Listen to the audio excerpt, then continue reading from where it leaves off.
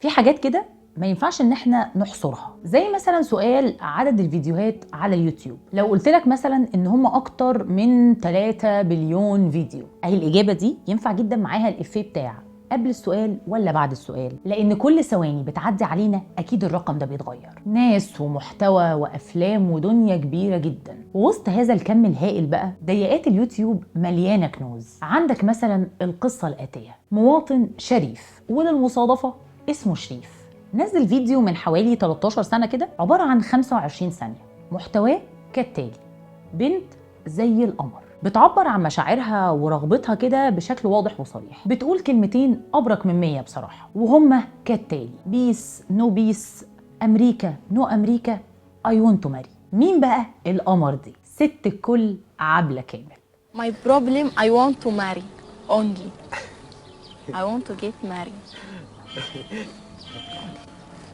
خد بقى الكلمتين اللي اتقالوا في الفيديو دول وتعالوا كده ندخل جوه شخصية عبلة كامل ونحاول نفهمها كده ونجاوب مع بعض على تساؤل: هو احنا ليه بنحب عبلة كامل؟ قبل بس ما تقول لنفسك ان احنا سألنا السؤال ده كتير وجاوبناه اكتر بكتير، بس معلش استحملوني شوية، في شوية كده ديتيلز حرفيا في التفاصيل هتخلينا ضروري نجدد السؤال ده. اصل عبلة كامل نموذج محتاج تستدعيه وتجدد حبك واعجابك ليه كل فترة، بالذات لما الدنيا تزداد غرابة، واعتقد مفيش اجواء غرائبية عجائبيه اكتر من اللي بنمر بيها اليومين دول. الاجابه الاولانيه كده اللي من اول درج: احنا بنحب عبلة كامل عشان ببساطه كده في جوانا حته نفسها تكون عبلة كامل، نفسها توصل لمستوى المصالحه دي وعرضها بمنتهى السلاسه، اللي هو حاجه كده شبه لما تتسال في موقف: هو انت مسامح بجد؟ اصل مش معقول في حد بالنبل ده مثلا، فتكون انت فعلا مسامح بجد، لا بتدعي ولا بتجز على اسنانك ولا جواك رغبه خفيه او دفينه للانتقام بعدين، فتقول مسامح بجد وانت فعلا بجد، لان انت جواك اصلا كده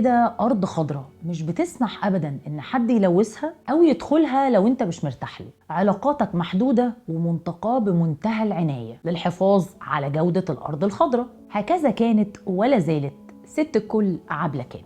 عبلة كامل درس في انك اوعى تبيع البساطه وانت مش قدها. الحكايه بتبتدي شكرا للبنات اللي في مسرح الجامعه اللي رفضوا يقولوا كلمه في مسرحيه بينهم وبين نفسهم كده: احنا مثلنا بقالنا كتير وخلاص تخطينا يعني ان احنا نقول مجرد كلمه في مسرحيه. نعمل ايه بقى بقيه الطلبه؟ نميل على صاحبتنا الجدعه عبلة كامل ونستأذنها تيجي تقول الكلمه في المسرحيه وتنقذ الموقف. عبلة كامل من عينيا طبعا، وكانت بقى فتحه الخير. على طول تاني سنه تاخد ممثله اولى جامعات. شوف حتى لقطه دخولها التمثيل كانت بمنتهى التلقائيه والعفويه، وحاجه كده ما فيهاش اي تخطيط ولا نوايا مسبقه، لانه ما كانش في بالها التمثيل من اصله. عارفين كده الكلمات اللي شبه قلبك ابيض، ضميرك سليم، متسق مع افكارك، طبيعي يعني الدنيا تهيأ لك فرص حلوه ومتقدمه لك بسهوله. وفي كل قصه البطل بيكون محتاج لقطه يتشكل فيها كده التويست الدرامي، النقله اللي بتوديه في حته تانية. لقطه عبلة كامل بقى كانت من بطوله المخرج يوسف شاهين لما جه مسرح الجامعه يتفرج على عرض مسرحي، وعينه جت على البنت اللهلوبه اللي اسمها عبلة كامل. البنت دي ما تتسابش. تمثلي في فيلم وداعا بونابرت؟ اه طبعا امثل. استراحه قصيره بقى لتفسير هذا المشهد، لانك لازم تقف قدامه وتفكر. يوسف شاهين، طبيعه افلامه، افكاره، طريقته في الاخراج، توجيهه للممثلين. طب يا ترى بقى ايه اللافت في عبلة كامل؟ اللافت بمنتهى البساطه كان الاستثناء الذي بحق يستحق الثناء، السلاسه، الوش اللي مفيش شبهه كتير، وده ملمح مهم جدا من ملامح شخصيه عبلة كامل. الجرأه والشجاعه اللي بدون قصد ومن غير ترتيب، واللي جاي بقى هيوضح الكلام ده اكتر. ظهور عبلة كامل في الثمانينات كان في عز البومبي والشعر الاصفر والقصه الثلاث ادوار والاكسسوارات الكبيره والروج الاحمر والفوشيا. تظهر بقى عبلة كامل تقول: عن اذنكم بس كده لحظات، ما تيجوا نجرب نبقى بوشنا عادي، نطلع بوشنا للناس كده عادي. إذ بينا نكتشف ان الناس فعلا كانت عايزه حاجه شبه كده، كانت محتاجه انها تشوف حد عادي. في حوار صحفي ليها، ويمكن هو الحوار الوحيد او النادر، هو وحوار تاني يعني، كان سنه 89 لما اتسالت عن ظهورها الدائم من غير اي مكياج، ردت بمنتهى البساطه وقالت: انا لا بحب البودره ولا بحب المكياج، ليه الوث وشي؟ ما كفايه الدنيا مليانه اتربه وتلوث، ليه انا كمان ازود ده واحط على وشي حاجه؟ وكمل بقى معانا للاخر لاننا هنرجع تاني للحوار بتاع 89 ده. تحس بقى ان عبلة كامل نورت لمبه كبيره جدا. الظاهر ان احنا كنا محتاجين ده، بس ما كناش لاقيين حد عنده من الجرأه ان يقول انا هاجي العب معاكم كده. وده بالظبط اللي لقاه المخرج يوسف شاهين. وتبدا بقى بدايات ينفع جدا تسميها وبقوه انطلاقه مش مجرد بدايات. في السنة الأولى ليها تمثيل عملت 5 أفلام ورا بعض. مع مين بقى؟ 2 منهم مع يوسف شاهين، داوود عبد السيد، رأفت الميهي، بشير الديك. بتتكلم يعني على تقل المرحلة. كانوا شايفين في الست دي إنها هتخش تاخدنا في زاوية رؤية تانية خالص، وتورينا وش مصري كده مش معتاد، ما شفناهوش كتير. حتى لما كنا بنشوفه كان دايما مسار تريقة، لكن أول مرة بقى نشوفه كده طالع يحب ويتحب وطالع في أدوار فيها تمثيل بجد. لما تتسأل بعدها هو أنت شايفة نفسك موهوبة إنك في سنة واحدة تعملي كل ده؟ تقول بمنتهى البساطه كده هو انا الحقيقه مش شايفه حاجه خالص، او يعني مش انا اللي اقول، الناس اللي تقول، بنفس اداء عبله كامل اللي فضلنا نشوفه في التمثيل وفي الحقيقه طول علاقتنا بيها. انت شايفه في نفسك انه عندك موهبه انه يبقى عندك 5 افلام في فتره قليله زي كده؟ لا هو الحقيقه انا مش شايفه حاجه يعني مش عارفه يعني.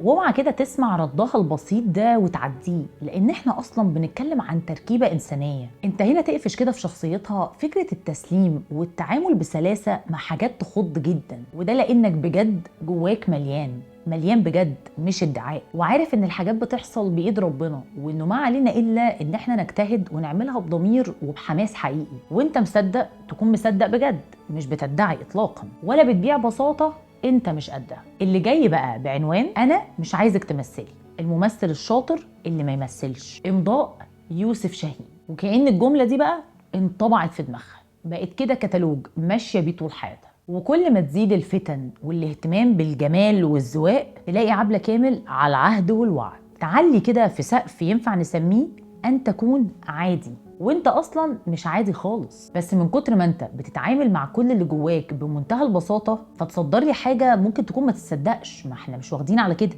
الحاجات لازم تبقى مأفوره ولازم يبقى فيها مغالاه في كل حاجه. لكن عبلة كامل تيجي من بعيد وتقول لك لا، هي الحاجات بتتعمل بالراحه، مش محتاجه اطلاقا انك تقعد تجز وانت بتعملها. اسمع بقى الحته اللي جايه دي عشان تشوف ان الست دي بجد ما بتشتغلش كده بالفطره وخلاص، هي بتشتغل من مذاكره كتير، جايه في خلفيه احنا ممكن نكون مش بيتصدر لنا ليها معلومات ولا نعرف عنها حاجه. اصل بعيدا عن جمال الادوار بتاعت البنت الطيبه الجميله اللي منطقي وبسهوله تستدعي فيها او ترشح فيها عبلة كامل، لك ان تتخيل ان احنا مثلا قاعدين بندور كده على كاست الفيلم، ففجاه نقول في دور فتاه ليل، يا ترى مين تلعبه؟ نجيب اسماء من هنا يمين وشمال لحد ما نوصل ونقول اكتر واحده هتعرف تعمله كويس جدا هي عبلة كامل. طيب ده كلام؟ شفنا ايه من الست دي عشان نقول نختار عبلة كامل؟ شفنا لها ادوار تلمس فين او تجيبها منين ان احنا نقول ان الدور ده تقوم بيه عبلة كامل؟ هنا بقى يجي التعريف الصح للمخرج، المخرج اللي بألف ولام، اللي هو ان انت مش بتروح تجيب من اول درج، مش بتنقي الاسم الكليشيه او الحاله المتعارف عليها انها هنا هتجيب جون بمنتهى السهوله. انت طالما عندك دور في لعب وفي ابعاد شخصيه، انت محتاج ممثل عارف انه هيعرف يطلع منه كده زوايا مختلفه، هيوريهولي بعين تانية تماما. الكلام ده طبعا كان على فيلم سارق الفرح، وعشان كده بقى اللي شاف الفيلم وادعو جدا لرؤيته لو حد ما شافوش هيشوف دور لفتاة ليل في حته تالته، في حته بعيده خالص عن الكليشيه والشكل المتعارف عليه. عبلة كامل شخصيا لما اتسالت هو ازاي داوود عبد السيد اختارك في الدور ده، قالت انا قلت له احنا محتاجين نشوف حاجه مختلفه عن السائل، احنا مش هنستفاد حاجه لما نشوف البنت دي بتعمل ايه، لكن اللي هيفيدنا اكتر ان احنا نفهم تركيبتها النفسيه والانسانيه، الدوافع اللي خلتها تعمل كده، اسلوبها المختلف في طريقه الكلام والتعامل مع اي حد كده بينها وبينه حوار. عشان كده اللي شاف نوال في فيلم سارق الفرح هيشوف نموذج بصراحة يستحق جدا انه يتدرس في معهد السينما، ازاي تشوف دور فتاة ليل بعيد كل البعد عن التنميط والكليشيه. وده ملمح مهم برضو في شخصية عبلة كامل، طول الوقت هي مشغولة بالإنسان ومشاعره واحتياجاته. عشان كده دايما في كل أدوار عبلة كامل انت بتحس ان لو دي حالتك فعلا اللي هي بتجسدها، هي كأنها بتتكلم بلسانك، بتقول بالظبط اللي انت عايز تقوله، بملامح وشها، برياكشنز اللي بتعملها، بكل حاجة خارجة من قلبها بجد، هي خارجة كأنها بتعبر عن ده بالنيابة عنك بالظبط. عشان كده بقى اسمحوا لي بس اروح مع حضراتكم لثواني في سياق متصل منفصل. عارفين الجمله اللي تسمعوها كتير يقول لك احنا عندنا ازمه ورق؟ انا بقى بصراحه بشوف الموضوع من وجهه نظر تانية، احنا في حقيقه الامر عندنا ازمه منتجين يختاروا الورق الحلو اللي يتعمل، مش ازمه ورق، الورق موجود بس المنتج اللي هيصرف وينتج هو ده اللي احنا في رحله بحث عنه. محتاجين منتجين ينقوا ورق حلو وممثلين موهوبين ونراهن عليهم. مين بقى ينفع تحطوا تعريف كده للحاله دي في قصه عبلة كامل؟ المنتجه ناهد فريد شوقي. بنت الملك فريد شوقي، فهو برضو شيء متوقع يعني. اصل احنا لو عندنا ورق فيلم هستيريا، فيلم في منتهى العذوبه والجمال، وبيتكلم عن فكره الاستمرار بانسانيه رغم كل الظروف الصعبه والمحبطه، وعندك دور زي وداد، حاجه كده حته دانتيل الغلطه فيها تبوظها تماما، يا تتشكل صح يا تبوظ خالص من اول يوم. والمنتجه ناهد فريد شوقي بتقول وداد دي هي عبلة كامل، وتحدد بكده ناس كتير جدا. عبلة كامل شخصيا بقى قالت عن الدور: لما قريت الدور قلبي اتخلع، زي ما بيقولوا كده حاجة رشقت في قلبي وجعته على وداد. وعلى رأي أحمد زكي زين في الفيلم لما قال: احنا عايشين في مجتمع ضاغط يا وداد، اللي بيتصرف فيه بتلقائية بيقولوا عليه مجنون. لكن بقى في حكاية عبلة كامل احنا عكس كلام الأفلام. عبلة كامل أكدت إن اللي بيتصرف بتلقائية بنقول عليه ست العاقلين عبلة كامل، وتخلي السوق كله يكتشف إن احنا محتاجين ده، محتاجين المستوى ده من الصدق، المستوى ده من التعبير بأريحية وبساطة. احنا بس ما كناش لاقيين حد يكون عنده التركيبة دي، جريء وشجاع ومستغني، لا ميت على شهرة ولا بيسعى ليها، في حاله كده، لا بتاع حوارات ولا لقطات. عشان كده بقى ما تستغربش خالص من كل الاستثناءات اللي بتتعمل بس عشان عبلة كامل. يعني مثلا رجلها تتكسر قبل مسلسل هوانم جاردن سيتي، فالمخرج يقرر ان هو يغير في شخصيه شكران، يخليها هي نفسها عندها مشكله في رجلها، عشان ما ينفعش ابدا شكران تبقى حد تاني غير عبلة كامل. ده في عرف السوق مش حاجه دارجه ومش بتتعمل على طول. لما الحد بيكون عنده ظرف ممكن جدا ندور على بديل، لكن لما يكون انت مالكش بديل فبالتالي نطوع ظروف الشغل عشان تبقى لايقه على ظروفك. وعند المنتجين عبلة كامل استثناء تام، لو هناخد وندي مع الكل عبلة كامل تؤمر، واللي عايزاه بيحصل. واكيد ده مش من فراغ، ده ليه منطق، لانك ضامن انك قدام انسانه محترمه نفسها جدا وبالتالي بتجبرك تحترمها. ومحترمه نفسها دي تتفصص كده قدام نموذج ملتزم وصادق ومتقن جدا للشغل، مركزه، حافظه الدور، مواعيدها مظبوطه، بتساعد كل اللي معاها في المشهد، فاهمه لابعاد الشخصيه، مش هتتعبك، مش هتخليك تعيد وتزيد كتير، وكمان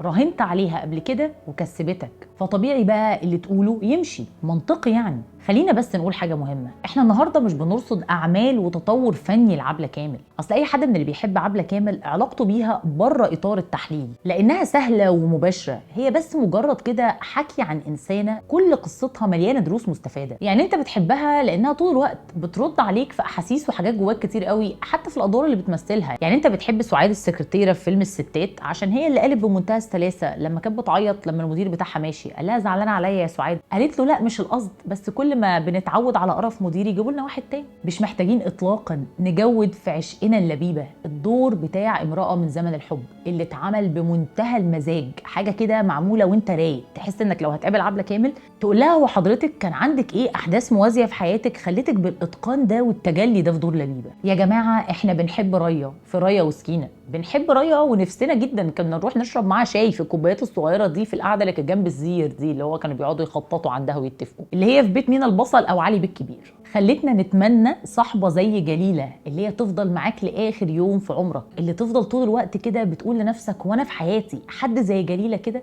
طبعا والكلام عن لن اعيش في جلباب ابي ممكن نقول انه قتل بحثا، بس مازال احساسك وانت بتشوفها كده وهي فرحانه وبتقول للست بقول لك ايه عبد الوهاب ابني وابنه، قول انت انا ما اعرفش. وطبعا كل ده كوم، والدور المحبب لقلبي بقى وداد في هستيريا وهي بتقول له بقول لك ايه يا زين، ما تيجي نخلص سندوتشين الفول دول هم ونتجوز يا زين. ولما زين يقول لها انت مجنونه يا وداد تقول له انا حرمت احبك خلاص. احنا حقيقي بنتامل انسانه جميله اسمها عبلة كامل، عرفت تعمل حاجات كتير مننا نفسه يعملها، انه يكمل ويستمر ناجح من غير ضغط، اننا نتجرد من كل ضغوط المجتمع ومتطلباته، من التطلع الزايد ان احنا نكون فظاع وما حصلناش. في تقديري الشخصي بصراحه وامنيتي الخاصه كمان ان انا نفسي اشتغل لحد ما اوصل للمستوى كده بتاع عبلة كامل في الاتساق مع النفس والبساطه والصراحه، اقابل الناس كده بكل ملامحي من غير فلاتر. ان انت تكون طاغي زي عبلة كامل ضروري يتوفر فيك الشرط الحقيقي اللي كان عندها، انك انسان مليان وحقيقي. لما اتسالت في بدايتها هو انت طموحك ايه،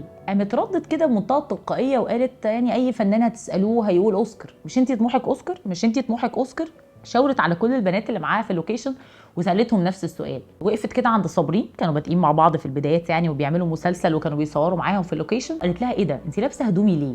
حد كده طلع من امنيه الاوسكار لمنتهى الطبيعي والسلاسه في الحوار عادي، يعني هي ما بانتش على الفكره وقالت احلام عريضه. الست بتتكلم بمنتهى البساطه والوضوح، حصل ما حصلش تمام احنا مكملين. تقدر تقول ببساطه كده ان عبلة كامل ست حره بمعنى الكلمه، نفسها عزيزه، محجمه الدنيا وعارفه انها متفاته. في مثل كده بحسه جدا ينفع يليق مع عبلة كامل، عارفين كده لما يكون الحد عنده رضا لدرجه انه يقول لك يا عم ده المعده ضلمه، يعني تاكل فول زي ما هتاكل خروف، في الحالتين هتشبع. ولما القناعه دي بتكون حقيقيه جواك ربنا فعلا بيكرمك بالخروف، لان انت وانت بتاكل الفول كنت راضي وقانع، بعيدا يعني عن تفاصيل المثال، لان الدخول في ضيقاته والاحساس النفسي ومردود كل اكله على صاحبها والكلام ده موضوع تاني. بس انت بتتكلم على الانسان اصلا اللي مفلسف الدنيا وفاهم الرضا صح. راي الفنانين في عبلة كامل حاجه كده نفس راي المطربين في بهاء سلطان. على راي كده الفنانه يسرا لما قالت عبلة كامل هو في زي عبلة كامل؟ عبلة كامل زيها مفيش. وكلام بقى كله من عينه الموهبه النادره الاستثنائيه. الفنان رياض الخولي قال انت لازم قدام عبلة كامل تعمل لها 1000 حساب، اللمبات اللي عندك كلها لازم تنور عشان تبقى قد عبلة كامل. في العرض الخاص لفيلم هستيريا احمد زكي قال احنا مش هنتكلم عن عبلة كامل، وبص لها بنظره كده من بساطه احمد زكي بقى، بص لها وقال عبلة كامل القمر، وقال اعتقد يعني كل اللي عاملاه واضح وواصل للناس بمنتهى البساطه. وطبعا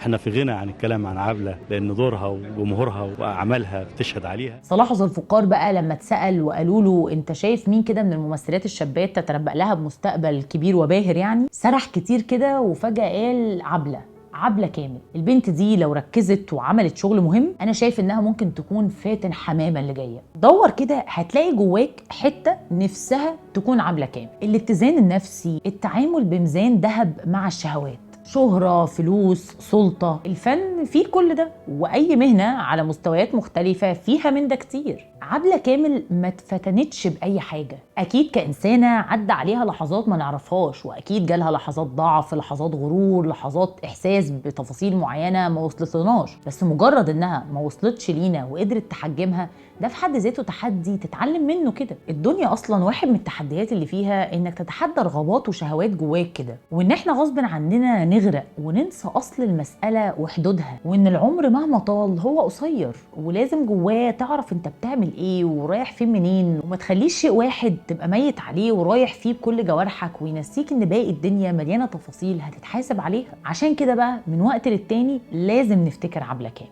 ونقول لها من قلوبنا بجد ربنا يكرمك ويسعدك ويبارك في عمرها ايا كان قرارها، هتمثل تاني مش هتمثل، تكون حاسه ان الايقاع والتغيير ما بقاش شبهها ولا شبه احتياجاتها، انها تكون عايزه تقعد مع اهلها وحبايبها. اعتقد يعني اننا لما بنحب حد بنتمنى له ان هو يختار القرار اللي هيريحه، زي قرارها كده سنه 89 انها ما تحطش اي مكياج ولا اي حاجه على وشها عشان الدنيا ملوثه كفايه ومش ناقصه انها تتعب وشها زياده، وما زالت عند رايها لحد دلوقتي. وغصب عني كده حسيت ان انا ممكن اقيس رايها في الثبات على عدم حط مكياج ولا اي حاجه في وشها من سنه 89 على كل قراراتها اللي هي ثابته عليها وما غيرتهاش. وختاما يعني بالاصاله عن نفسي وبالنيابه عن ناس كتير بتحب عبلة كامل، احنا هنكون مبسوطين جدا انها تكون مرتاحه، وهنفضل طول الوقت فاكرين كل الحاجات الجميله اللي هي عملتها وبسطتنا بيها. شكرا جدا لعبلة كامل وبنحبك جدا جدا. وعشان كده بقى في الكومنتس يا ريت كل حد يعبر كده لعبلة كامل قد ايه هو بيحبها، قد ايه فاكر لها ادوار معينه وجمل حوار ما ينساهاش ابدا. معاكم بقى المايك، اكتبوا كل اللي انتوا عايزينه للفنانه عبلة كامل في الكومنتات.